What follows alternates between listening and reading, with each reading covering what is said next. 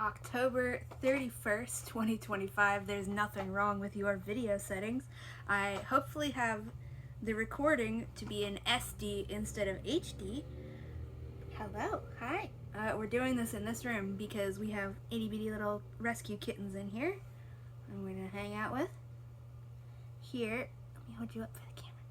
This is Mr. Lupin. Which one are you? Can you look up here? Hello, Jaina. Can I pick you up for a second and hold you in front of the camera? There's Jaina. These adorable little children are going to be hanging out with me while we continue to read the Murderbot Diaries, Book 1, with live reading and line by line writing and media analysis, because in this house we actually care about things like writing quality.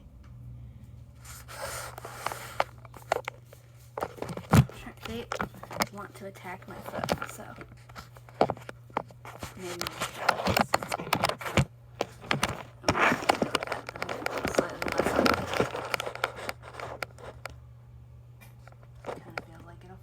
hello, I know, you're so cute. Here, I gotta move this way, little babies. You gonna sit with me? You gonna sit with me? No attacking fingers. No. Anyways, you can see them.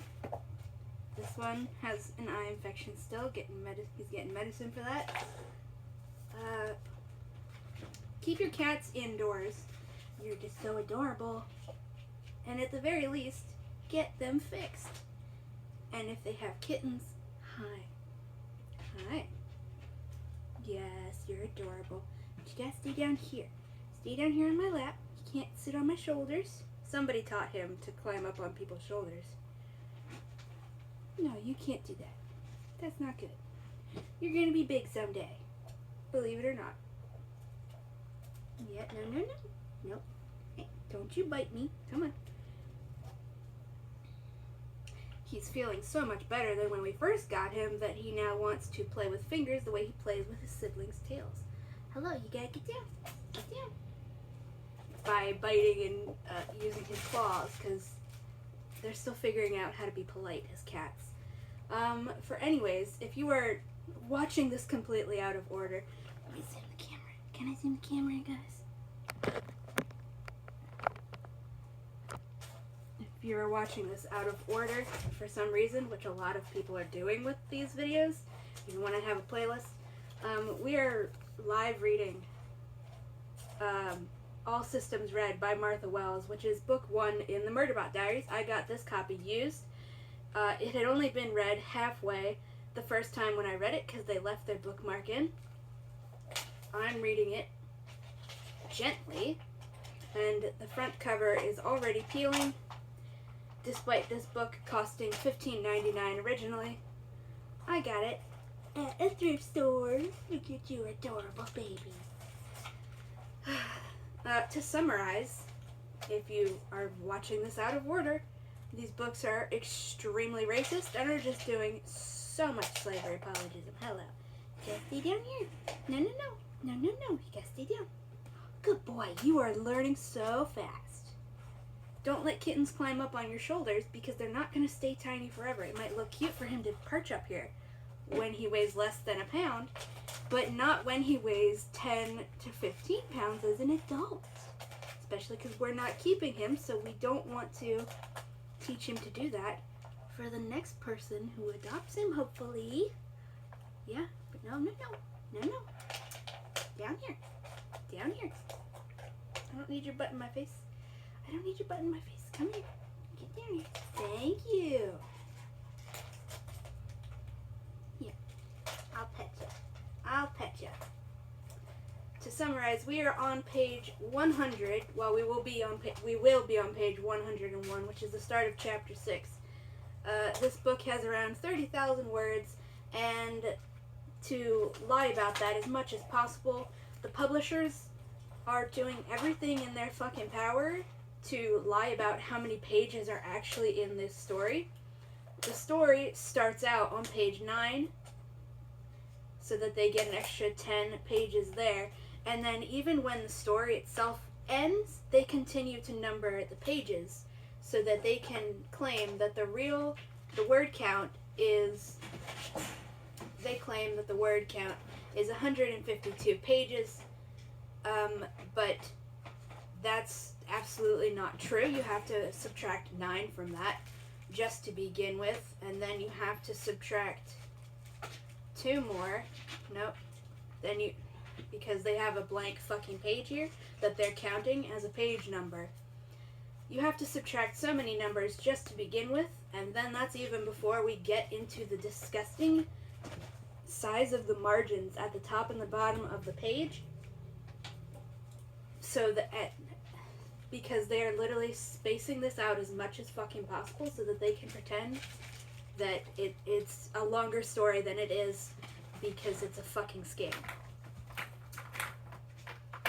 For the record, I'm using the app Open Camera instead of the default camera app, and this one lets me actually select SD. So hopefully this video will not be 40 fucking gigabytes. Anyways, chapter 6. I will reread the last, well, no, I guess if you're watching the playlist, you'll just be coming here instantly. So, anyways, chapter 6. If a cat jumps up there and knocks the phone flying, just expect that to happen. I don't think they will, but they're entertained with the toys we got them. I currently have little Miss Jana on my lap. And, okay, they should be well behaved. Chapter 6. The humans had debated where to go. I have to laugh again, and I am about to start the commentary already. We're saying that the humans had debated where to go. That's sentence 1. That's a sentence, period. The humans had debated where to go, period. Except then, Murderbot keeps acting like it's also part of these decisions, even though it's not, and then it sometimes is, and it's like you could be doing something to stop all of this bullshit, but you're choosing not to, but then we're supposed to think that you're a responsible person, and this book is just fucking terrible. Guess I should take my bookmark out. The humans had debated where to go, period, or debated it as much as possible, comma, while frantically calculating how much of what they might need to survive they could stuff into the hoppers, period. We knew the group who Rathy was now calling Evil Survey had had access to Hub System and knew all the places we'd been to on assessments, period. So we had to go somewhere new, period. And it's like, okay. Again, mostly just calling back to something from the last chapter where she tries so hard to convince us that the characters have never considered leaving the area where the killers know that they are, even though we're supposed to believe that these are rational fucking people who prioritize safety over everything else, but they don't. Mr. Lupin is coming back! Hello, little baby. You're so neat. You gonna lay down? Can you get comfy? Yeah. Yeah. So we had to go somewhere new. We went to a spot Overse and Rathy had proposed after a quick look at the map. It was a series of rocky hills in a thick tropical jungle, heavily occupied by a large range of fauna, enough to confuse life sign scans. Mensa and Pin Lee lowered the hoppers down and eased... Okay. Again. Also, this perspective is making my head look tiny. That's funny. You can't hear the purry berry baby, but he's purring so much. This is adorable. So we go from saying, yeah, we know a spot, and then we're already there in the exact same paragraph, and they're literally already landing. It's like, we're not taking any time at all to explore this world. Ozma, don't claw that. Don't claw that, please. Don't lick it. No. Ozma. Whoa, Mr. Jacob. No. You don't need to do that. Alright, she's good. She's licking yarn over there. It's like, that's not gonna taste good. You guys are silly. So, we're literally just... How interesting would it be if just... What is on my hand? I'm sorry. Hi. I know, you're so cute. You can't bite fingers though. We could have actually gotten to see anything on this fucking planet, but we're just skipping straight to... We're already landing in the spot we decided to go. No flying over to look at what the place fucking looks like. We're just already there. There's no fucking world building in this goddamn series at all, and that includes book 1. And it's shit writing. Mensa and Pinley lowered the hoppers down and eased them in among rocky cliffs. I sent up some drones so we could check the view from several angles, and we adjusted the hopper's position a few times. Then I set a perimeter, period. All of that is paragraph 2. Hello. You're so cute. You're so cute. No sitting on shoulders. No, no. Good boy. Good boy. Please move your butt from my face. Come here. Thank you. Thank you. Good boy. Oh, you're going to lay right down. Yeah. Good boy. Good boy. You're a silly baby. It didn't feel safe, and a thing that we're just told. And while there were a couple of survival hut kits in the hoppers, no one suggested putting them up. The humans would stay in the hoppers for now, communicating over the comm in the hopper's limited feed. It wasn't going to be comfortable for the humans. Sanitary and hygiene facilities were small and limited, for one thing. It's like, okay, what does that fucking mean? But it would be more secure. Large and small fauna moved within range of our scanners, curious and potentially as dangerous as the people who wanted to kill my clients. And a reminder, since it's been a while since I've made one of these videos because my laptop isn't working, anytime Murderbot says my clients, that means my slave owners, because this book is asking us to worship and adore slave owners and pretend that they're awesome, pure cinnamon rolls who need protection by their slave who was literally enslaved to them to be a meat shield. I'm watching the adorable kitten antics.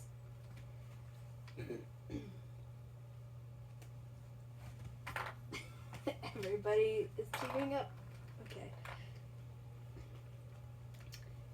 You gonna stay with us? Or are you too hyper? Also, I meant to say before something I already forgot again.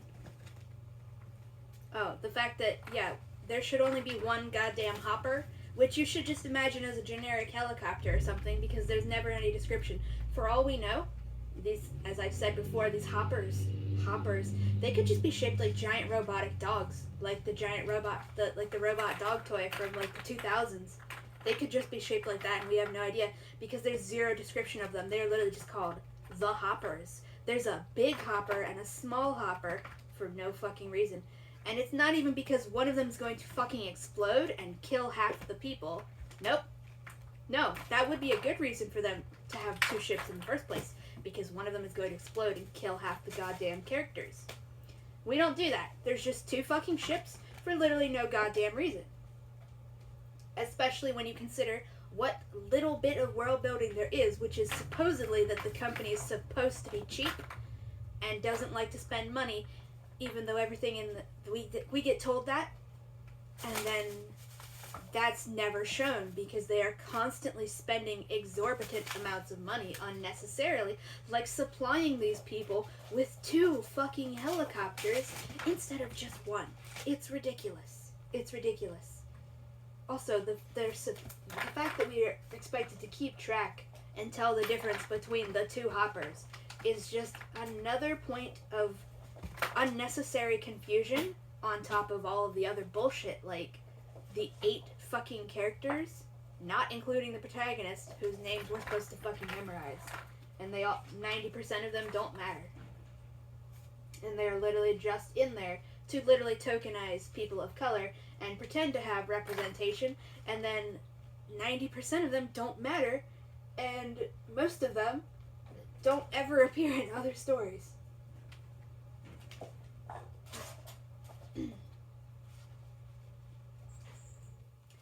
I went out with some drones to do a little scouting and make sure there was no sign of anything big enough to, say, drag the little hopper off in the middle of the night. It gave me a chance to think, too. And it's like, again, there's no description of these hoppers. How big is the big hopper? How little is the little hopper? That there's a possibility of an alien animal just dragging it off for some fucking reason. There's no description. It could be the size of a school bus.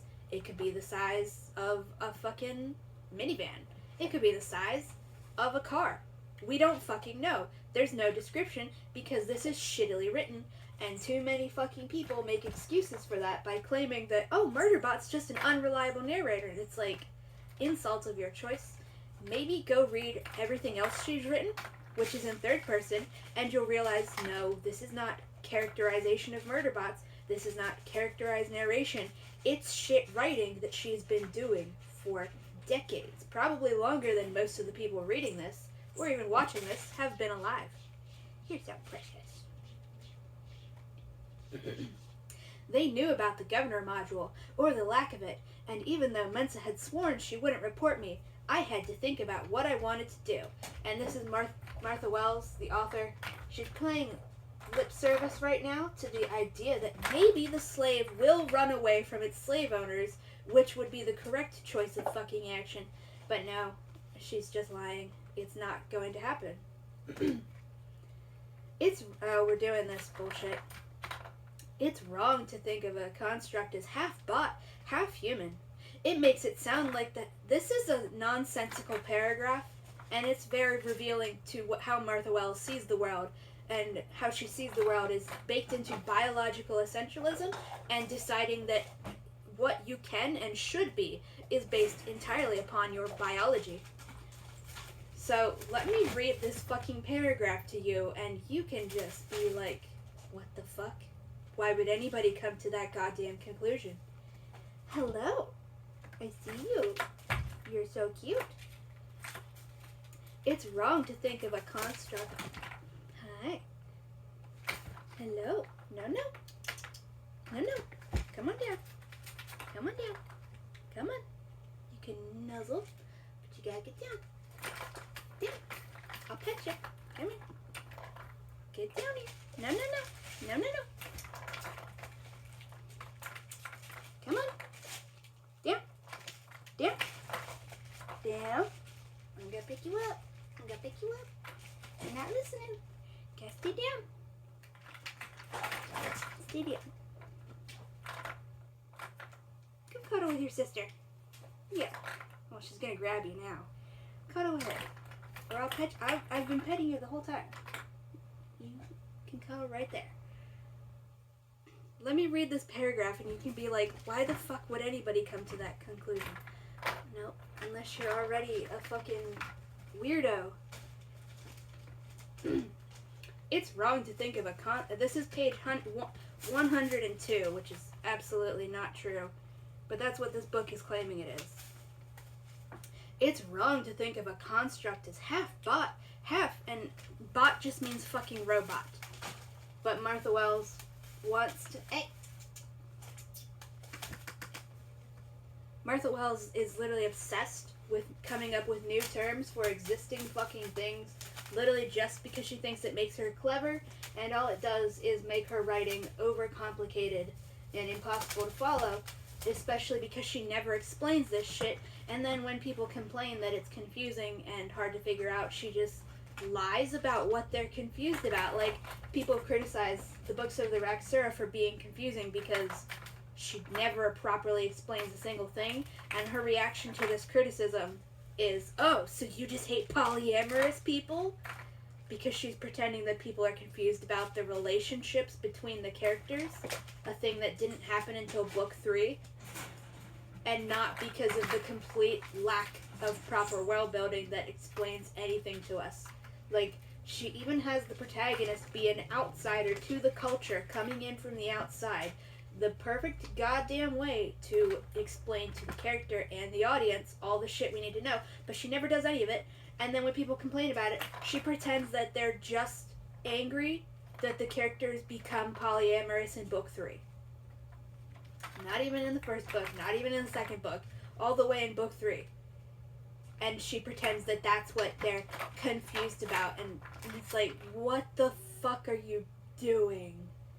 And she does this all the fucking time. She will take a criticism that's very straightforward, such as, it's really hard to understand Raxurian culture because you've never explained anything straightforwardly, and there's a lot of contradictions. And she'll go, oh, so you just hate polyamorous people. And it's like, nobody fucking said that. She'll see people say that Murderbot, as a dehumanized fucking cyborg, very clearly is human and deserves to have its fucking humanity acknowledged, because the reason it sees that it itself as non-human is explicitly because it's been brainwashed into thinking that it is worth less than real humans, a fucking phrase directly from this goddamn book here, and thinks that its life only has value in protecting real humans. So therefore, it's not really human.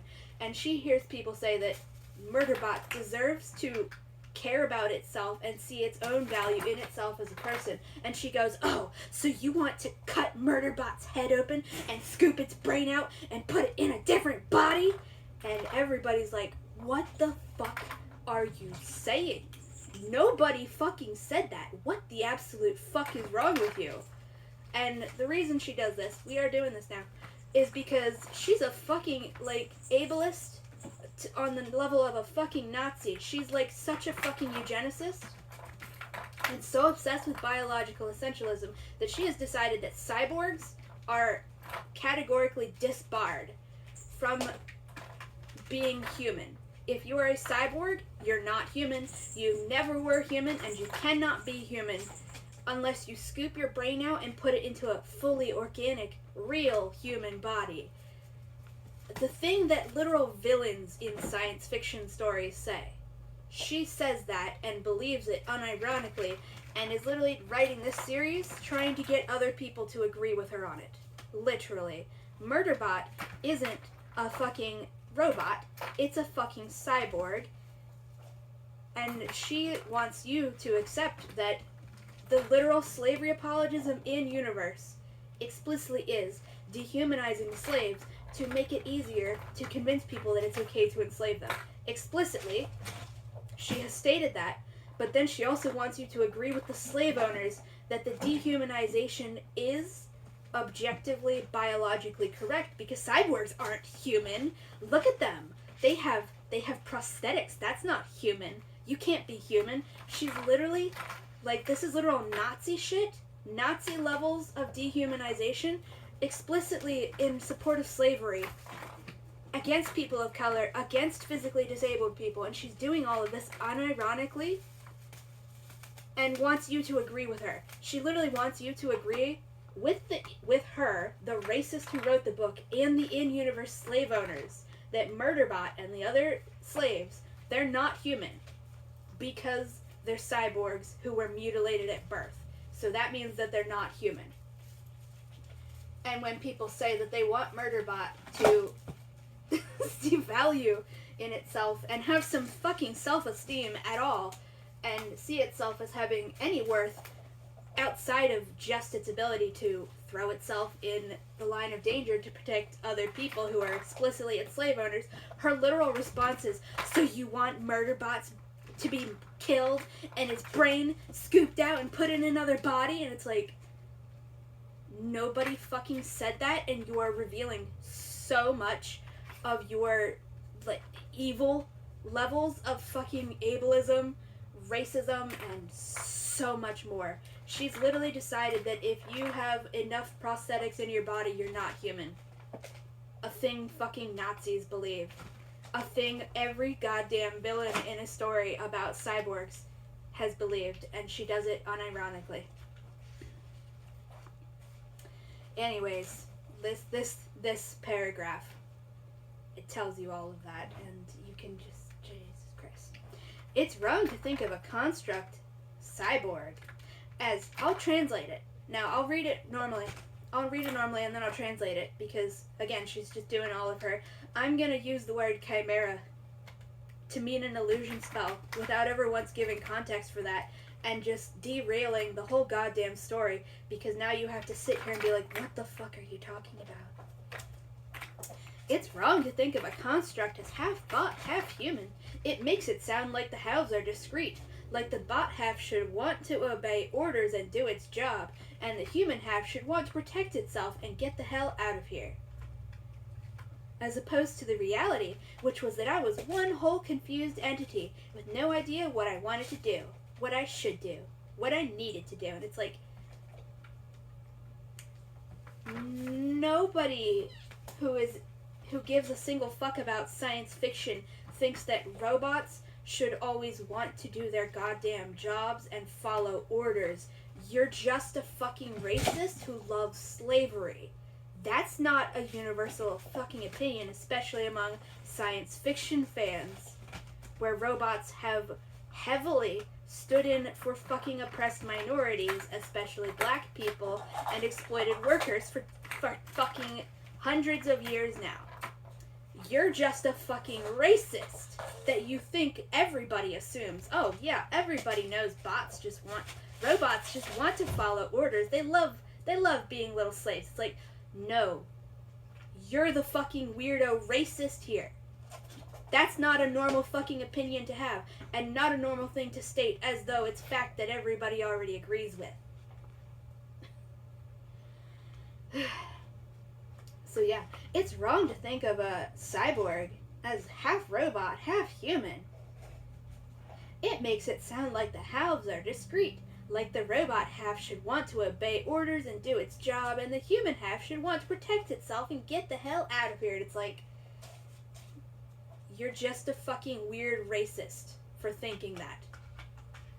You are literally writing a story where robots are oppressed minorities, but she herself doesn't even consider the robots in her own story that's supposed to be about robots being oppressed minorities.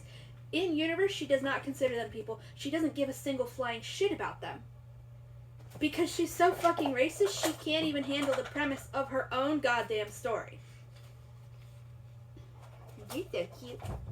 You're so cute. You guys are gonna... whatever. I could leave them to cope on their own, I guess. More slavery apologism. I pictured doing that. Pictured Arata or Rathi trapped by rogue sec units. And felt my insides twist. I hate having emotions about reality. I'd much rather have them about Sanctuary Moon. And it's like, okay, let me reread this again with the translation to what is actually being fucking described here. I could leave my slave owners to survive on their own, I guess. I pictured doing that. Pictured my slave owners trapped by escaped slaves and felt my insides twist. Literally saying we have to protect the precious, precious slave owners from the dangerous other slaves who are all evil, because I'm one of the good ones, because I know that the most important thing in life is protecting our slave owners. That's literally what this book is doing. This is literally slavery apologism. I will again link the fucking video that is required goddamn watching for everybody who's going to read these or read anything by Martha Wells, or just in general. Everybody should fucking watch it. It's called The Black Stereotypes in Cinematic History or something like that. It just goes over all of the ways that slavery apologism has been baked into media since the beginning, and it's ridiculous. I'll link it again. And if you want to argue with me that these books are not slavery apologism, which they are, you're going to fucking lose that argument. You need to watch that 10 fucking times until it gets through your fucking head. Because Murderbot is literally the fucking mammy trope and the Uncle Tom trope. Like, you'll go watch the fucking video. You'll see. Yeah, we're right here. Martha Wells, the white author, the white woman from Texas, is literally having a slave. Imagine its poor, precious slave owners getting attacked by other slaves and feels its insides twist because it would feel so terrible for its slave owners being killed by other slaves, because literally in Martha Wells' mind, in this entire goddamn series, the only good slave is a slave who will kill and kill itself to protect its slave owners. It will happily murder other slaves to protect the precious slave owners, because Martha Wells is a racist white woman who adores slavery and just pretends that she thinks it's bad. But she doesn't actually. She wants you to think that slave owners are the most precious things in the world, and it's wrong to kill slave owners because they're just pawns in the system. The white landowners who owned slaves in the South, they weren't bad. They weren't the rich people, so it's wrong to kill them. But it's totally fine to murder slaves at every opportunity. Yeah, she's just fucking racist, and this book series is racist, and she is trying to teach you and convince you to be racist too. Hi, Whiffle, are you coming over? Hello, you gonna sit with us? You're gonna need more eye medicine. Hello. Is somebody giving you a bath? This is Whiffle. Excuse me. Here, come sit down here with everybody. You don't need your butt in my face. Come on. Yeah. Hi, little baby. Excuse me.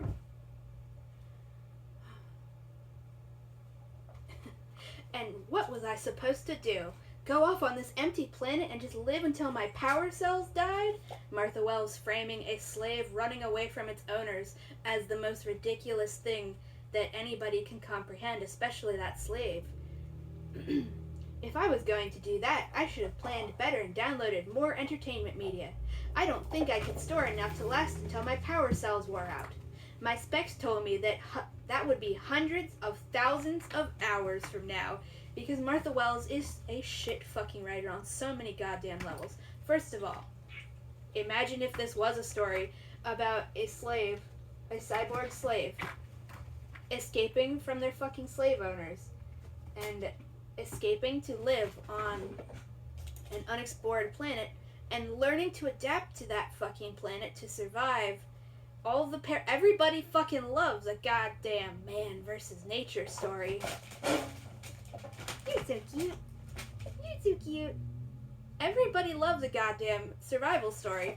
And then we could have watched Murderbot learn and grow and change as a person, surrounded by nature, the healing power of nature, and trying not to get kicked to death by an alien moose.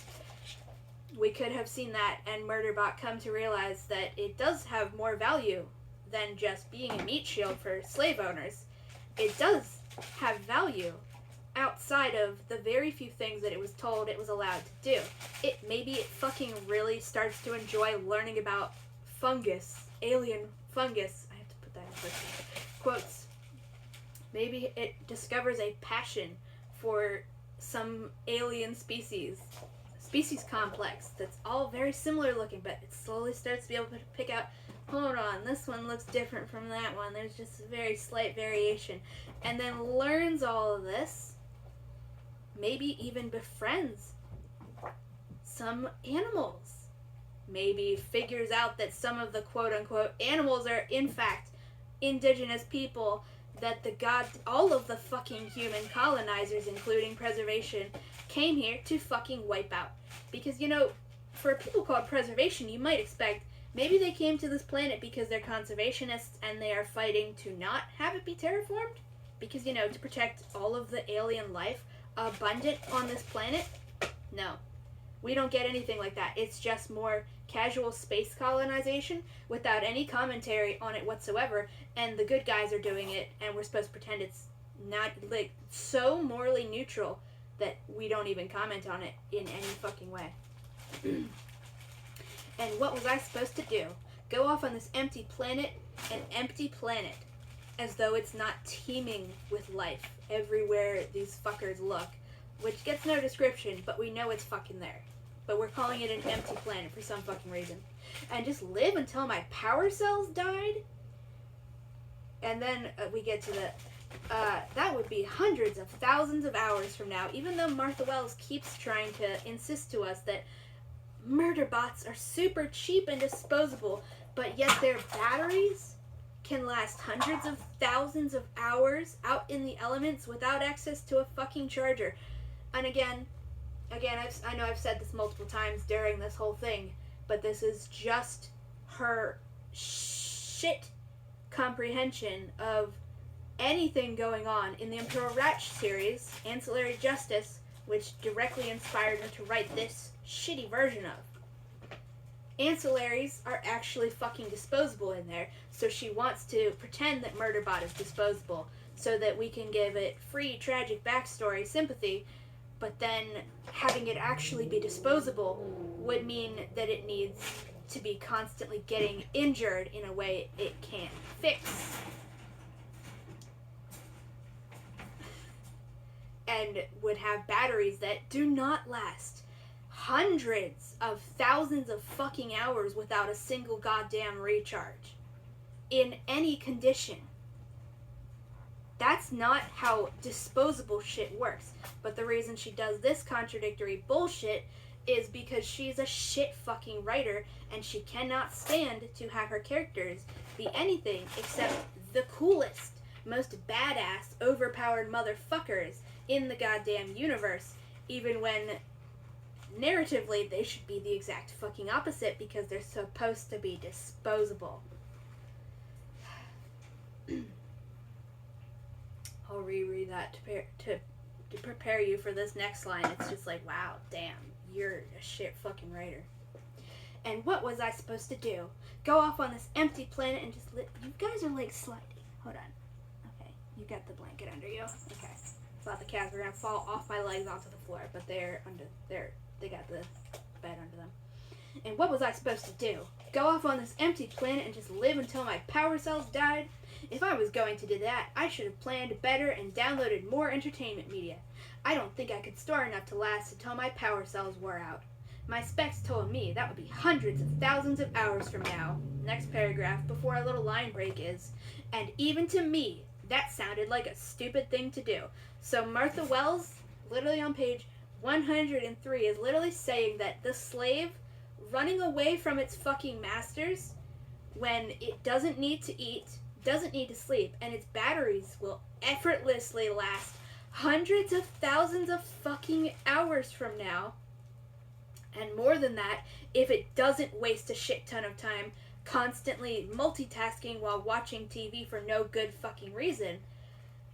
She's framing the slave thinking of escaping as the stupidest fucking thing anybody could possibly do. So stupid, even to me, that sounded like a stupid thing to do.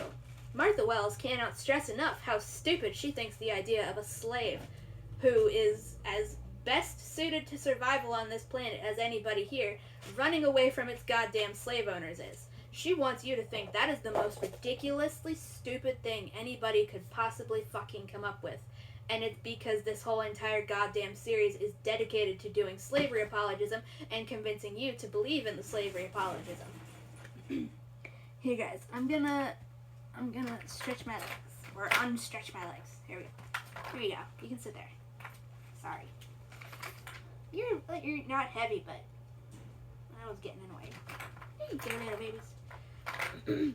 Now we have a little line break there. Right there. So we're in another scene. You're gonna squeak at me. Hi. Hi.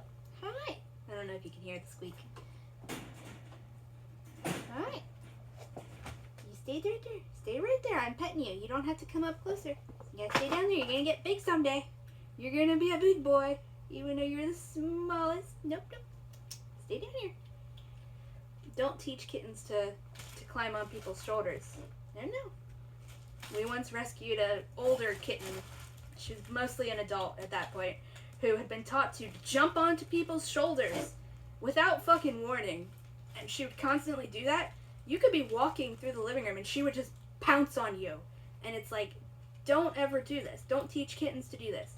It's cute when they're small, not when they are giant, especially when they have their claws out. And if you must teach your cat to stand on your shoulders because you want it to be dramatic, you need to have a very, very specific command phrase for that. Like, make up a goddamn superhero catchphrase for them to jump and pose on your shoulders. And, like, even do a fucking motion to go along with it. Don't just train them to do it whenever. You can't attack the book, I'm sorry. I'm sorry, Jane, are you gonna come sit with us again? This time without sliding off onto the bed. You can come up here. You can come up here. Nope, nope. Down, down. Nope, I know you're so cute. I have to pet Jaina now. No. Down, down, down. Off. No, no. You're just walking. You're walking in circles. Hi, Jaina. Hello. Alright, we're on the next page. We're on page 103, below the line break now. You're adorable. You're adorable. You know that? I'm gonna have to turn the fan on. You guys are like little space heaters. Oh, that was such a cute little squeak. Just sit right there. Just sit down. You don't have to keep wandering. Off my shoulder. Come down here. Down here. Come down. Oh, hello, Jakin. Hi. Oh my god. Alright, you can stand on top of the pillow. That's fine. You can't, no. There's a big pillow here, so they're allowed up there, but not on my shoulders. Come on down. You're just walking in circles. You're literally just walking in circles. Sit down. Verse had set up some remotes. You don't need to chase my hand. That's unnecessary. Oi! Don't bite. No. If you're going to be hyper, you got to go play somewhere else. Go play with your toy. You can't bite the book. Verse had set up some remote sensing equipment that would help warn us if anything tried to scan the area. As the humans climbed back into the two hoppers, I did a quick head count on the feed, making sure they were all still there. Mensa waited on the ramp, indicating she wanted to talk to me in private. And again, you notice how we get zero description of the scene, even though we're now in a goddamn rainforest on an alien planet. But we don't get a single description of that. And everybody makes excuses for it by claiming, oh, that's just characterized narration. Murderbot doesn't care about that. And it's like, that's not how this works. You cannot defend bad writing by saying, oh, well, people will legitimately argue that it's impossible to write a good book in first-person perspective to defend this bullshit. They're literally claiming that it's impossible to ever describe the goddamn setting in a book told in first-person perspective, because why would the character care about that? They are literally shitting on the entirety of fucking history of storytelling just to defend this bullshit and Martha Wells' bad fucking writing. Alright guys, come on out of there. You don't need to be in there. Come play with your big toy. Come play with us. Come play with that. Yeah, go get that if you want to be hyper. Alright, hold on, I have to rescue this bag of yarn. Excuse me, Jaina. You're such a good girl. I'm sorry. You're being so good. I gotta sit you down quick. Thank you. Turn the fan on because you guys are hot.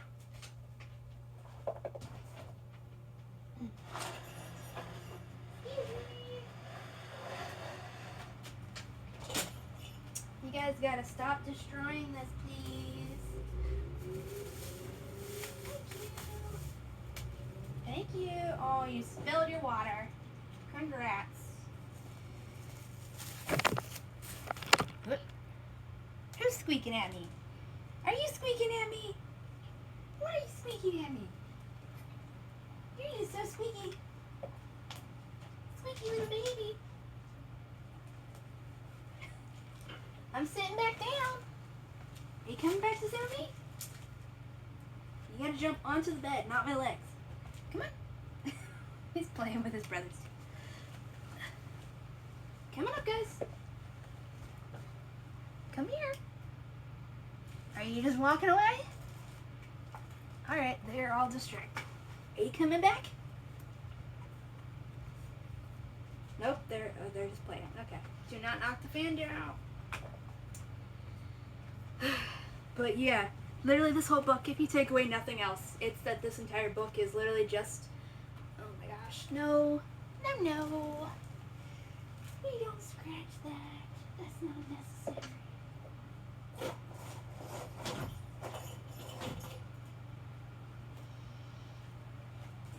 Look what you guys did. Look what you did. Silly babies.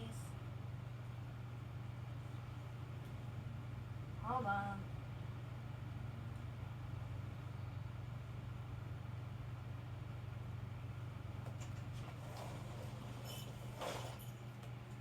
Scoot you a little bit. Thank you.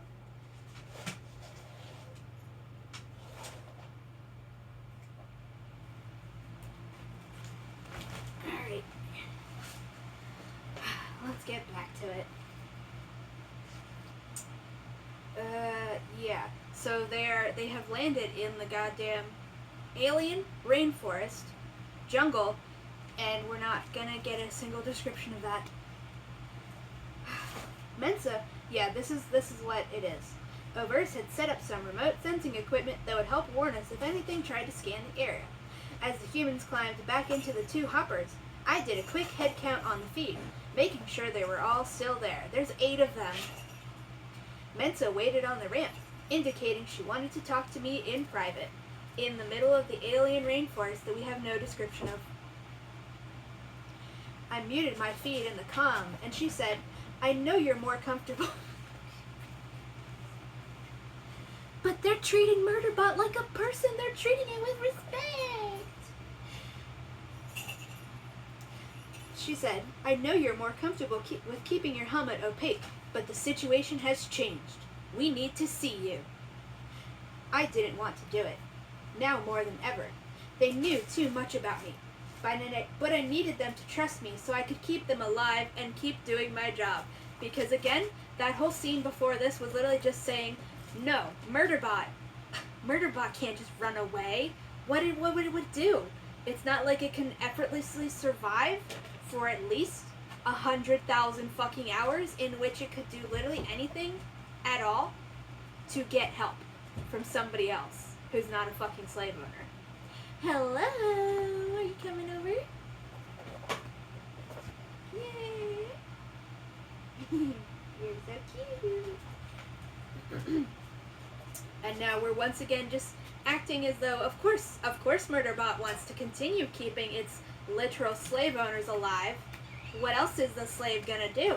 It has to just keep doing its job forever, because the only good slave is a slave who will kill to protect its slave owners and will kill itself to protect its slave owners. I needed them to trust me so I could keep them alive and keep doing my job, the thing it was enslaved to do. The good version of my job, not the half-assed version of my job that I'd been doing before things started trying to kill my clients. And again, can't stress enough. Every time I say the word clients, reading out of the book, that means slave owners, masters. Let's read that again. I didn't want to do it. Now more than ever, they knew too much about me, but I needed my masters to trust me so that I could keep them alive and keep doing the thing they had enslaved me to do. The good version of the thing they've enslaved me to do, not the... Why'd you jump? Hi. You gotta get down though, unless you're gonna stand on the pillow. You gonna sit on the pillow? You can sit up here. That's totally fine. Yeah, you can be tall. That's good. That's good, you can be tall. Good baby. Yeah. Oh, that was an adorable little squeak. Can you come down here? Thank you. While your siblings are knocking the fan over a little bit. Alright, you don't need to climb all the way up. You can sit on there. You can sit on here. Sit on here. Or I'm going to pick you up and put you down again. Yeah, that's good. Not so much. Come down here. Come down here. Nope, I'm going to pick you up. Get down here. Yeah, you gotta be a lap cat. Lap. Nose. Put your claws in. Oh, no. Oh, you guys are knocking stuff down. Here, let me put you here. Put you here. Silly babies. Silly billy babies. You don't have to get down. We're not going anywhere. Come back up here. Come back up here. Come on, get up here. Good boy. Come on. Oh. back over here. Get back over here. He's like, meep, meep, meep, meep. You're a little baby baby. If you're playful, that's what your toy's for. That's what this is for. Get the balls. Get the balls. Yeah.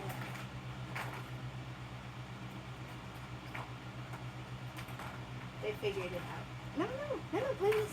Play with this, not fingers. Just wants to be an adorable little baby. Alright. He's sitting on my leg now.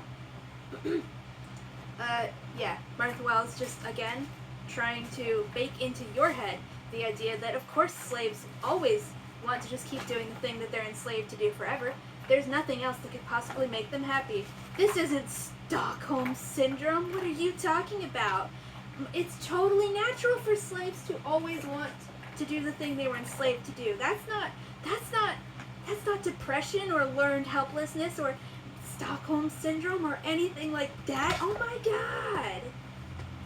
You're violating Murderbot's autonomy by saying that it's clearly been fucking brainwashed and traumatized into thinking that it has no value outside of sacrificing itself to protect slave owners who treat it like absolute shit. Martha Wells is racist and she wants you to be racist too. Hey, those are toes. Those are not for biting. No, you can't be a toe biter. No.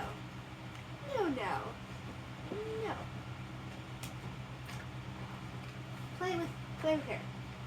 Or just be chill. You gotta pick one. I can pet you. Yeah, good kid. I know you're gonna bounce. Good boy.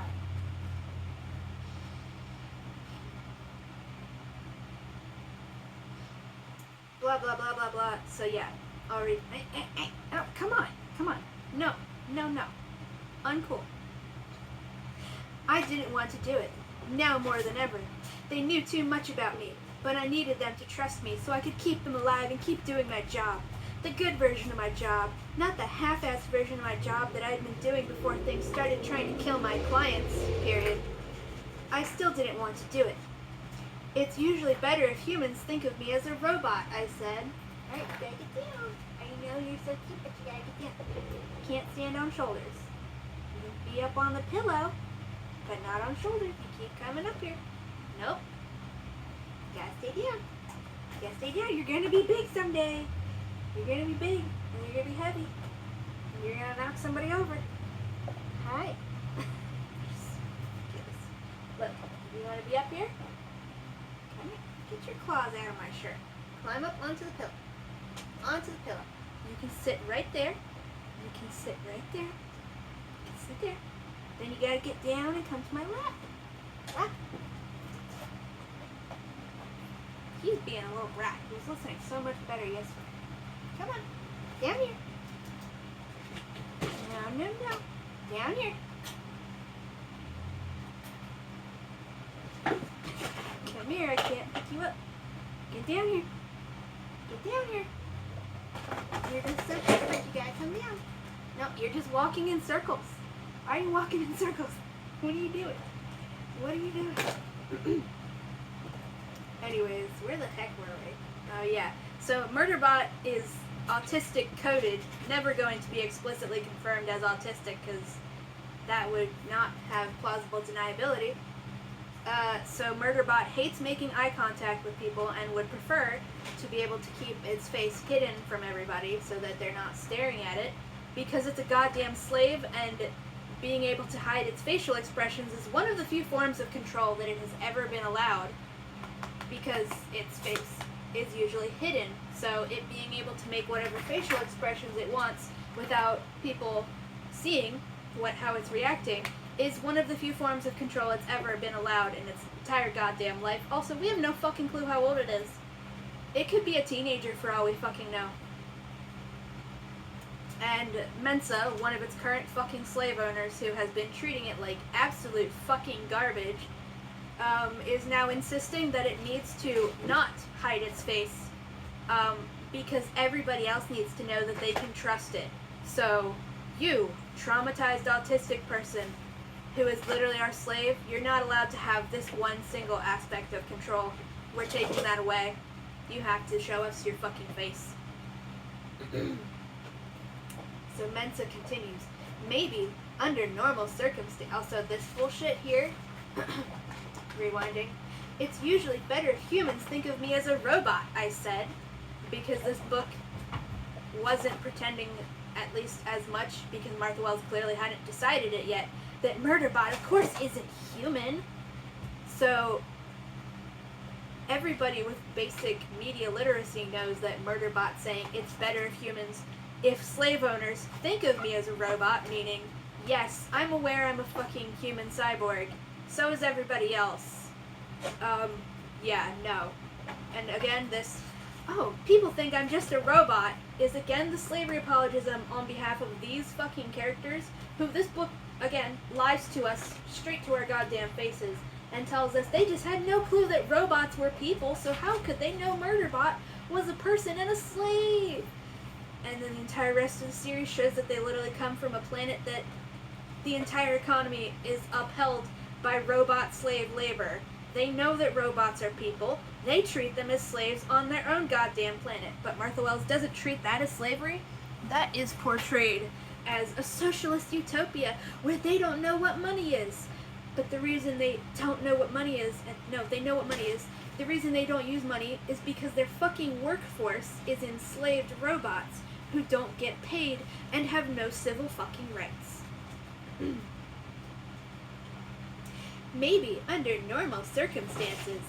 She was looking a little off to one side, not trying to make eye contact, which I appreciated. So that's Martha Wells trying to soften the blow of the slave owners stripping this goddamn slave of one of the only aspects of control it's ever had by saying, oh yeah, maybe they're forcing it to show everybody its face, a thing it doesn't want to fucking do. Oh, but, well, she's not trying to make eye contact with it at the moment, so that makes up for it, right? That makes up for it.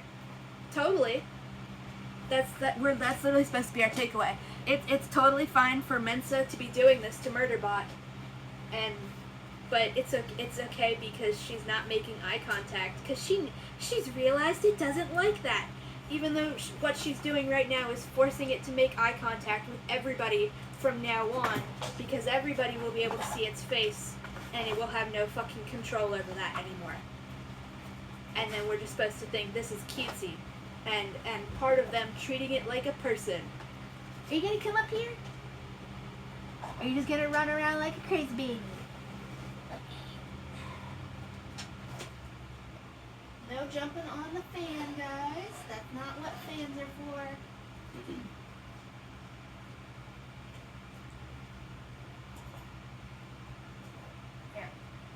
There we go. There you go, silly babies. Causing chaos. Do you want your toy on the floor? Here you go.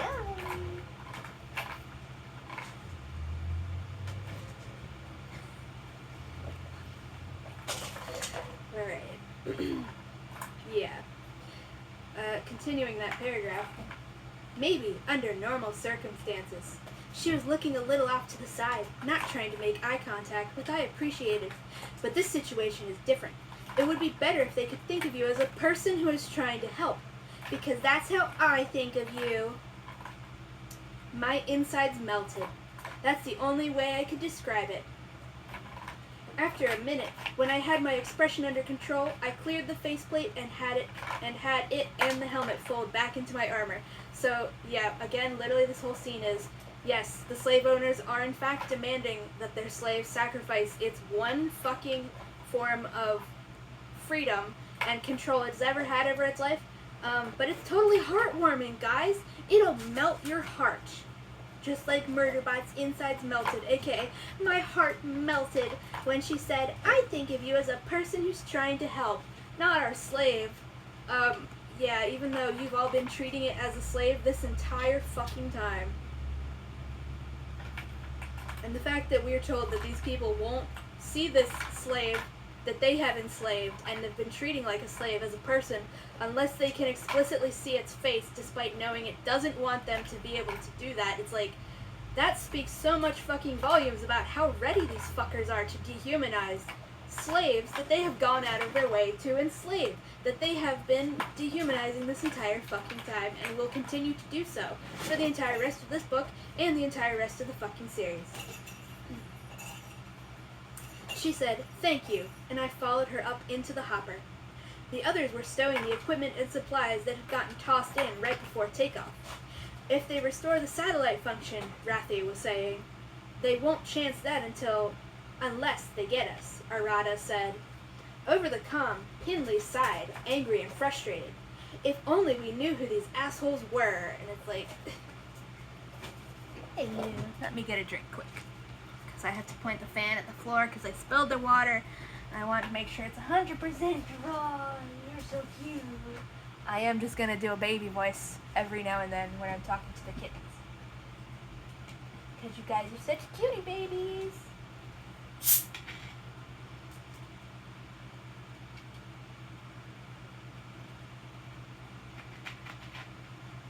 Can I turn the fan this way yet?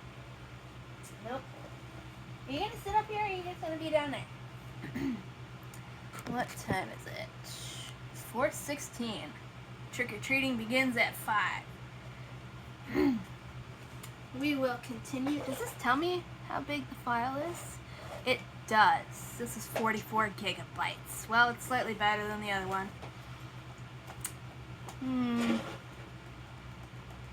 I'll keep going for a little bit and then end this so that I can get ready for trick-or-treaters. There probably will be 0, but we can hope.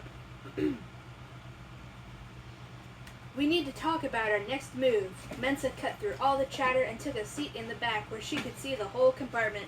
Also, we've never gotten a proper description of the inside of this thing either, or even a comparative description, because we never also got a description of the smaller hopper either. I guess this is the big hopper. I don't know. There's no reason. There's no good reason for there to be 2 fucking helicopters. There shouldn't be. But nobody actually properly fucking edits these things, and they just let her get away with so much redundant shit that shouldn't be fucking in here. Like the fact that there shouldn't be 8 goddamn named characters that we have to try and keep track of. What at max it should be maybe 3 other people, and even that would be kind of cutting it for a thing this goddamn short, but pretending to be deep but not doing anything. Like, there's more character development in a short story from 1930 in a pulp magazine, a cheap pulp magazine that cost 35 cents to buy back then. There's more character development in one of those things than this. You're such a cutie baby. Will you just lay down properly? You gotta sit up here if you're coming up here. You gotta sit up here. Sit up here. Or you're gonna have to just get down. Come on down. Come on down. Down. Down here. Down here. Oh, okay, yeah, you kind of hopped over yourself. For a hint for training cats, whenever possible, you want them to make the correct decision instead of you physically putting them where the correct decision is. So when he's up there, I don't always want to just pick him up and put him down. I want him to figure out that he has to get down. So eventually he'll stop going up, and anyways, it works. That's how we've trained all of our cats to listen when we tell them off, which means get off whatever surface you're sitting on and get on the floor, or various other commands we've taught them. Including back up when we're trying to open a door that they want to go through that they're not allowed to go through. They will actually back up and wait for permission, including if they don't get permission, and then they won't charge through.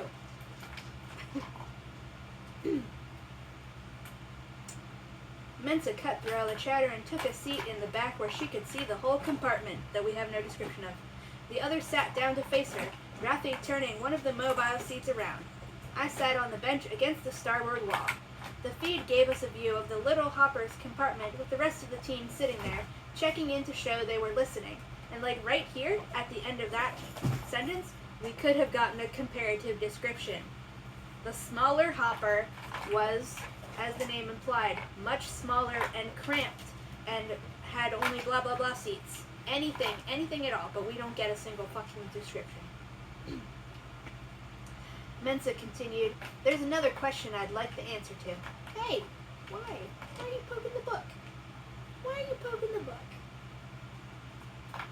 He is so much bigger than he was when we got him already. I can't feel his ribs anymore. And that's a fucking improvement because he was like starving when we got him. Poor Joe. You were even smaller than this. No. Mensa continued, "There's another question I'd like the answer to." Girthan looked at me expectant. Honestly, it had been so long since Girthan was mentioned, I didn't realize he was even in here. And that happens a lot in this. Like, there are so many fucking characters, but they aren't utilized. They're not used properly. I forgot Girthan was...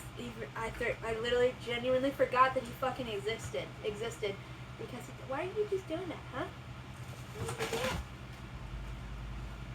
What are you doing over there? I forgot he existed.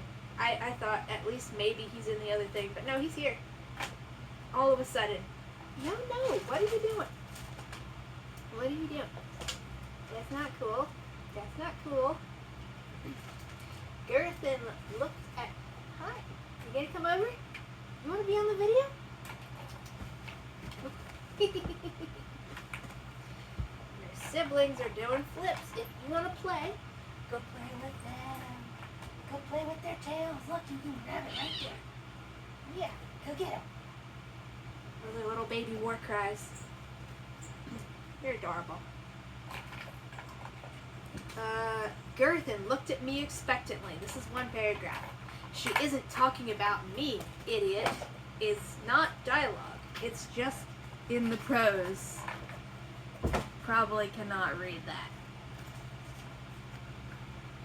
48 gigabytes. Or is that 43? Oh, it's 43. Okay. Take time. Oh, what are you doing? Get down. Get down. I know, you're so cute. You gotta be a lap cat, first and foremost. Alright? Yeah, you're so adorable. Let me show you his cute little face. You can't really see him. Good boy. Good boy.